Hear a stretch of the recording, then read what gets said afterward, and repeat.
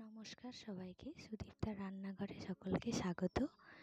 আজ আমি বানাবো চালের পায়েস। চালের পায়েস বানানোর জন্য আমি সবার প্রথমে নিয়ে নিয়েছি দুধ, পরিমাণ মতো চাল, চিনি, কাজু কিশমিশ আর তেজপাতা, এলাচ। এবার সবার প্রথমে আমি দুধটাকে গরম করতে বসিয়ে দেব, আর এর মধ্যে একে একে দিয়ে দেব তেজপাতা, এলাচ, কাজু কিশমিশ। যেহেতু এটা আমার প্রথম ভিডিও, তাই ভাবলাম মিষ্টি কিছু দিয়ে শুরু করি। আর পায়েস জিনিসটা আমাদের বাঙালিদের কাছে একটা খুবই শুভ জিনিস হিসাবে ধরা হয়। তো দেখুন, এখানে আমি একে একে সব দিয়ে দিয়েছি। এবার আমি চালটাকে ধুয়ে নিয়ে তার মধ্যে মিশিয়ে নেব কিছুটা ঘি।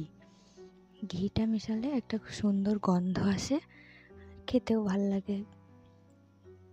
তো চালটা আমার এখানে ভালোভাবে মাখানো হয়ে গেছে। এবার এটাকে আমি দুধের মধ্যে দিয়ে দেব।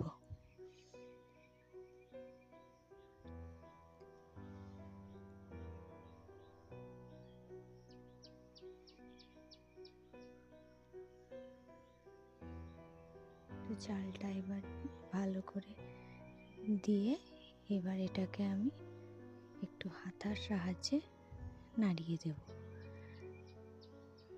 পায়েস আমরা শুধু জন্মদিন না, যে কোনো শুভ অনুষ্ঠান, সেই আইবুড়ো ভাত বলুন বা যে কোনো অনুষ্ঠানই বলুন শুভ, সেখানে আমরা মিষ্টি হিসাবে পায়েসটাকে আগে খুঁজি বাঙালিরা। তো এটা আমার নাড়ানো হয়ে গেছে। এবার এটাকে আমি একটু ফুটতে দেব, যাতে চালটা ভালো মতো সিদ্ধ হয়ে যায়। আর মাঝে মধ্যে একটু নাড়িয়ে দিতে হবে, যাতে গোটা না বেঁধে থাকে। চালটা আমার নাড়ানো হয়ে গেছে ভালো মতো, দুধটা ফুটতেও শুরু করেছে। তো এখানে দেখুন, চালটা মনে হচ্ছে সিদ্ধ হয়ে গেছে।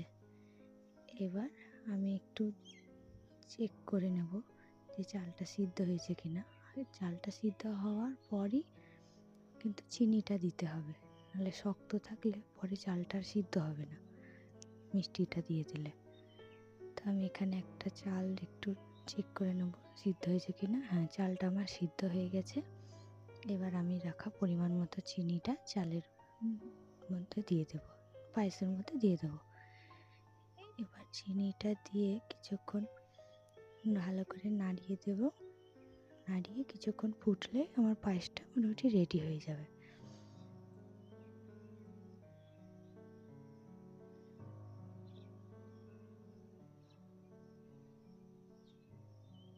এখানে গোবিন্দভোগ চাল নিয়েছি, আপনারা কামিনীভোগ চাল বা আতপ চালও নিতে পারেন।